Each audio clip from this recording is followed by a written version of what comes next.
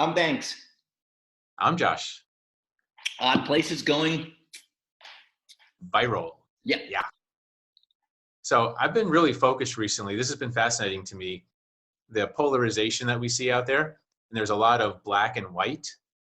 And I always wonder, I'm like, where's the gray? How come, why does it seem like, or maybe your opinion on this, but why does it seem like gray doesn't matter anymore? Where's the gray? The gray used to be important. Now, what about gray matter? I pun intended on that one, like gray matter. Where's the gray? All right. So my initial response to that is, you ready? No, but go ahead. My initial response to that is, I'm colorblind and I only see gray. You only see gray. Yeah, I do. Interesting. So you don't see black or white. There's no. Hang on. Let me be perfectly honest.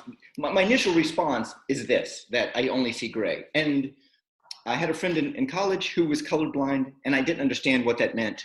And he just said, I can't see oranges or greens, when at the stoplight. I just knew it was when the the top light hit, I had to stop. So I only took that idea of, I do not see black and white, I only see gray. I try to see gray in everything. Let's put it that way. I am not colorblind. Do I see things black and white?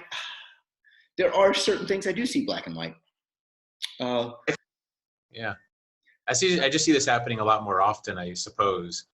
And and it got me thinking also about race as well, like black and white. So on a government form or on a form, you choose, are you white? Are you black? Are you Hispanic? This and that. And I was just thinking, there really isn't there's no such thing as a white person or a black person. Like I can take any person and hold them up against a slide that's a black, like an actual black, paint chip, so to speak. Mm-hmm. I've never found a black person. I've never found a white person. We're all really just shades of brown. Okay. Yeah. That's the gray area. That's the gray area. Brown is the new gray, or gray is the new brown. Yeah. However, in your mind, you can have the blacks and the whites in your mind. And you can have the grays too. So in the physical aspect of, my skin is like a pale or a whitish, or it's a brownish color. And that's the physical part. In the mental, the emotional part in here, we can be black and white.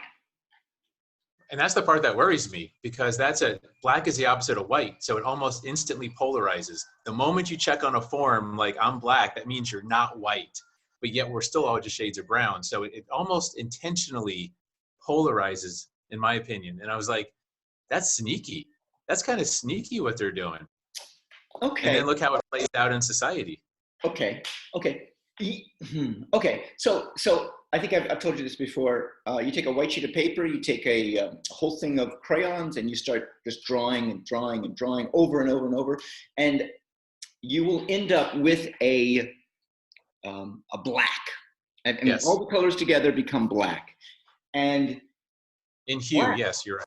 Yeah, and black is actually my favorite color because it is it's a melting pot. It's all the colors coming together. So I do have an affinity for black in that regard, and I wear black sometimes too. I mean, I do have other favorite colors that I like. The point I'm trying to make is that when we get the colors together, when we're all together, we are black. Okay, and you're right. When it comes to colors and hue, you're absolutely right. Now, when it comes to light, the sum of all colors of light is actually white. The absence of all colors in terms of light is black. So it's just interesting. It just depends on what you're talking about and how you're looking at it. Which comes up to a great point. Now, I look at all colors as black, and that's black and white for me. Yeah. You look at the absence of light as black. The sum of So you look at the absence as black. I look at all as black. Here's my point. You ready? Here we go. here you go. We're talking race. We're dilly-dallying around race. We're talking race. And this is what we need to do, I feel.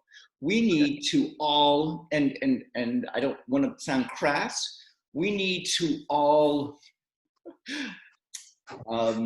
marry each other, okay? Okay. We need all shades of our color skin to marry each other. And that point, we will no longer be this or that. We will be everything in between. And I can go with that. I have used it like everybody needs to blank so that we can get together and look at ourselves. Racism, it takes I feel it takes it's something I heard in high school.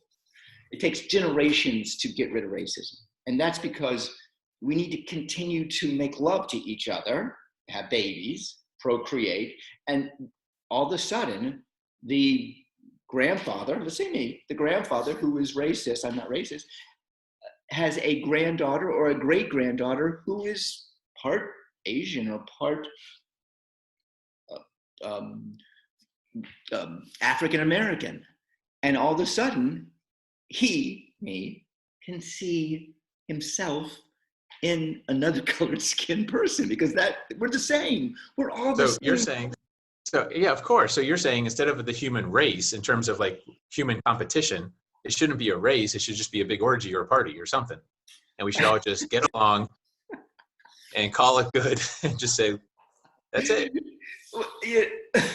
I am using this as, yeah, I mean, I wouldn't go. I'm not judging you, by the way. I'm saying that's not a bad idea. I'm not going like an orgy. I'm just saying we need to procreate with as many. That's definitely not an orgy. You're right. Procreating with everyone you see is definitely the furthest definition from. Right.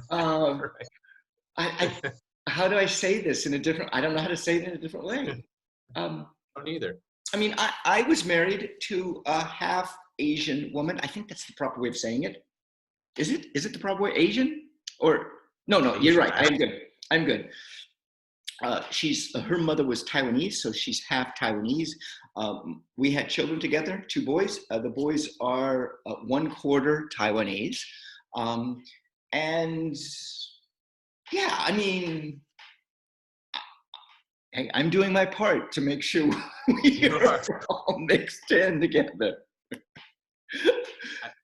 Yeah, I mean, I would just like to, the further we can get away from the poles, I guess. I don't mean the Polish. I mean like the poles, the extremes. The furthest we can get away from the poles, I think the better. I think the more tolerance we're going to find, and the less hatred for the other side that we're going to encounter. So let me ask you something. Is tolerance a mental or is it a physical aspect?